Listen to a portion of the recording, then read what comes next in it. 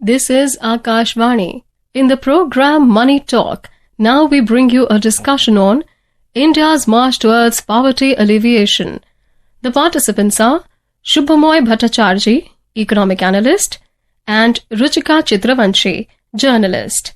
Hello and welcome to the Money Talk. In today's program, we are discussing the latest report by the World Bank that says that India has lifted 171 million people out of extreme poverty. I'm sure, Shubhamoy, you have seen and read the World Bank report. I wanted to first ask you, how do you see the findings of this report and how do you think going forward its findings will inform our policy decisions? That's interesting about the policy decision. Let's take that first. According to me, the trend of the report is not surprising. The numbers one can debate. If I look at the data, both numbers are calculated on the basis of the $2.15 a day as well as the $3.65 a day. It is not surprising that the poverty rate has come down and accumulated over 10 years. That actually is something that anybody who's been watching the Indian economy would be would sort of agree that yes, it's been happening. Which way it's been happening and how significantly has the changes happened, that is something that we could talk about later. But yes, I'm not surprised. Of course, in India, when you look at numbers of people in India, so 171 million people seems, oh my God, how did we actually manage to do that? Yeah. But then if you look at the way that India's population figures, this is par for the course. So it's a very impressive achievement, but it was something that was building up. So that's where it is. In the monetary terms, how we see 3.65 per day, the report says that India is now transitioned into the lower middle income category country as well. It talks of multidimensional poverty and we have improved ourselves a lot over there. Now, something's to be said about the way the data is also collected and how extensively World Bank collects these data from various independent sources. How do you think this process is? Can you tell our listeners how does the World Bank get to these conclusions and what more can be done to make this more robust? As you would be aware, the World Bank by itself doesn't collect the basic data. The World Bank depends on government sources and, of course, others for getting the data. And based on that, the World Bank goes about it. So its first port of call is, first of all, the socioeconomic census, which was done in 2011. Along with that, of course, we have got the consumption expenditure survey. We have got the National Health Family Survey. There are all these reports that come. Those surveys have been happening. So what's happening is that the World Bank takes the data that is available. World Bank doesn't go in for primary data. The World Bank picks up the data from government agencies. And based on that, then it uses its own interpretation, which it tends to be across the countries, to arrive at all the numbers that it shows. So one significant point about here is how well are the government agencies doing the data? And as you know, we haven't had the 10-year census as of now. But what the interesting thing is that we have also been having other data. Yeah. The Household Consumption Expenditure Survey, which comes up every 5 years, is a very significant source of data. In fact, it's very rich in terms of understanding how poverty trends and others happen. There's also the data that comes up in the other ministry data sources that comes up. For instance, the Rural Development Ministry's data, that comes up with very good set of indicators of income. And that is actually turning up now as a sort of a very rich source of data, which was not available earlier. Yes. So over the last 10-15 years, those numbers have actually started building up a very impressive set of numbers to analyze India. Yeah. So yes, that's where we stand. True. We also have the NFHS, which probably World Bank can look at. That data also comes, though it is with a bit of a lag. And just for the benefit of our listeners, when we talk of multidimensional poverty components, World Bank, what does it look at? It looks at whether you have access to electricity, sanitation, drinking water, primary education. And of course, one of the data they've highlighted is not available is at least one school-aged child is not enrolled in school. That data, it says, is not available. Now, Shubhamoy, a lot of things you've highlighted. One of the things that the report has said is that there are persisting challenges of gender disparities and also the wage disparity it has talked about. how the median earnings of the top 10% are 13 times higher than the bottom 10% in 23-24. How do you think we have to deal with this? Yes, that's something which comes up persistently. However, while I am very, very interested in looking at the multidimensional poverty index, on the wage disparity between the top 10 and the bottom 10, I have a different look on it. See, the way it happens is, for instance, let's look at India's caste structure in terms of oppression and things.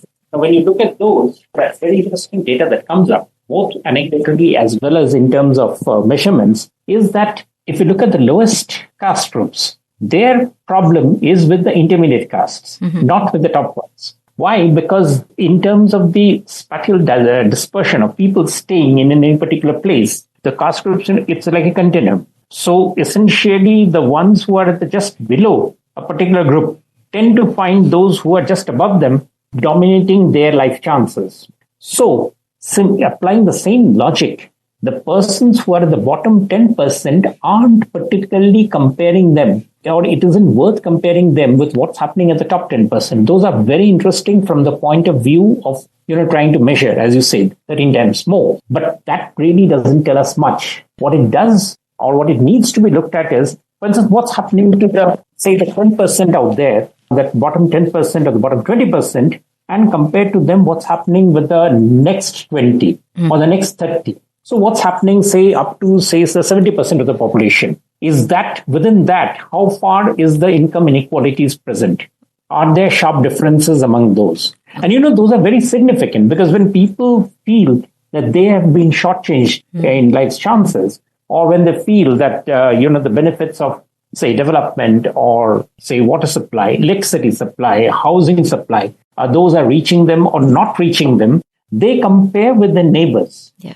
They don't compare with the person who's a remote person in a city living in one part of, say, the souths of, say, Delhi or Mumbai or Kolkata or Chennai. It is exactly this difference. And that is where one should look at how inequality is actually working out and whether those numbers are coming up. Unfortunately, the World Bank data can't be used for that sort of a measurement. Yeah. For that, we'll have to use for more domestic sources of data, including the Ministry of Statistics as well as the state level, where actually they are not collecting data. In fact, that's a very major weakness that we have. The state level collection of data is actually very weak in most of the states in India. Yeah, that's true. And actually, the data you've highlighted will be of much more use also. This is good to, make a data point out of it of top 10 and bottom 10. But what you're talking about actually would help our policymakers also address these issues more effectively. Of course, states also, what you're saying, states need to do a much better job, especially for a country the size of India, to collect data. The report has highlighted 5 most populous states that accounted for more than half of the extremely poor in India. They have shown improvement. How do you see the state performance, especially for UP, Maharashtra, Bihar, West Bengal and Madhya Pradesh?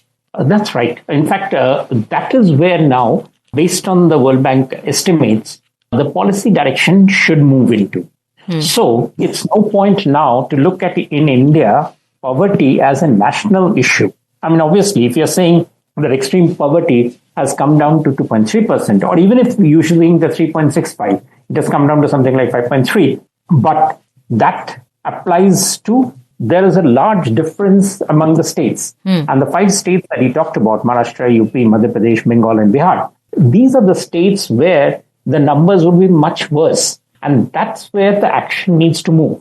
So both at the central government level and certainly these states, there has to be a much more directed action on seeing what is it that is keeping people there poor. Because what it means now is a state like Tamil Nadu, its numbers would be no way comparable to Bihar. So there's no way that you can measure the benefits or what needs to be applied in a state like that, or a state like, say, Kerala, versus what's happening in West Bengal. They are almost like different countries, if one may say so. In fact, this report is very welcome, because what it does is it allows the policymakers to say, hey, I've got a problem in some of the states which are very difficult states, and these states need extreme amount of government support of all sorts to ensure that the population there makes a significant transition. And that is what I think a very major policy implication of this report. One of the things you said that we should talk a bit more about, and that does make sense also, is the multidimensional poverty index. Instead of going for this per day figure, what the PPP they call, the India's non-monetary poverty, how do you think we should be measuring it? Are you satisfied with the way the parameters are right now? Well, I'll leave the measurements to experts to say whether we are actually taking in and measuring all the factors that needs to be taken in. For instance, you pointed out that education is one of those which has not been measured adequately. And one should take that on board. But whatever is coming along, this is where the action has to be.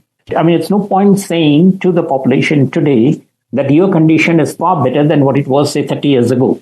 Okay. What is important for them, once they have got the basics of life, and the government must be commended for having done that extreme poverty, deprivation of food, the so-called hunger, those have been taken care of. And those are very significant achievements of the government. Absolutely. What now needs to be taken on board is the aspirational goals of the people.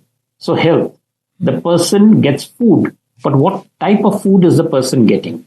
What sort of living condition are they getting? Electricity, for instance, is something which is so significant in anybody's life. I mean, you shut off electricity for a person, that person is essentially dead. In modern world, there's no way you can survive without electricity. Yes. So how easy or how difficult is it for a person, because on the multi-dimensional poverty index, to get access to electricity? Similarly, quality of the water. Water is reaching people. The drinking water mission is, I think, a very significant intervention which is going to have a very powerful impact on the people's life. So those need to be monitored very carefully, that what are the life chances that's happening now. I would include, in fact, something more, which is transport. It doesn't often get highlighted, but in India, country with a huge territory, availability of transport at reasonable cost from where the person stays to where the person works. It's not just about, for instance, for the children, it's not a question of just being able to send them to the nearest place where there's some sort of education, but a good school. How do the children commute? I think transport costs are very important. People do spend a lot because they need and they realize that that's important for them. In fact, for women also, this issue was highlighted before. The gender disparities would probably be addressed if there is safe, affordable transportation available. Absolutely. Let's look at any of the metro cities. If you look at the fact that why a large number of women in the poorer districts of those cities do not travel for work is because by evening, their conditions of transport, both in terms of the safety as well as the numbers of vehicles and the frequency, the fares and everything are available. I mean, how much they're available makes a huge difference. So those are the things I think which needs, and hopefully now with the extreme poverty having been reduced, these are the places where the policymakers' attention would be focused on. And I think that those are really what people get agitated about, want to be addressed, and as you can see, are also coming up in different state level elections and others as issues that people want to be addressed. Yes. Well, Shubhamoy, that is such valid points that you've made, and I'm sure the listeners have enjoyed listening to your insights as much as I have. You made a very strong point about how poverty no more is a national issue for India, but we need to address it in states at a very micro level with very targeted approach. And we have to keep in mind the aspirational goals of India as we are trying to become a developed country. And it's not just about the most basic necessities that we used to talk about, roti, kapra, makan. It's so much more that an Indian wants now, that wants to live in a developed India. Thank you so much, Shubhamoy, for joining us today. It was really nice talking to you. Thank you. You are listening to a discussion on India's march towards poverty alleviation. The participants were Shubhamoy Bhattacharjee, economic analyst, and Ruchika Chitravanshi, journalist. This program was produced and presented by the News Services Division of Akashvani. You can listen to it on our mobile app News on AIR. This program is also available on our YouTube channel, News on AIR Official. You may share your feedback about this program through email at airnsdtalks@gmail.com or WhatsApp on 928-909-4044.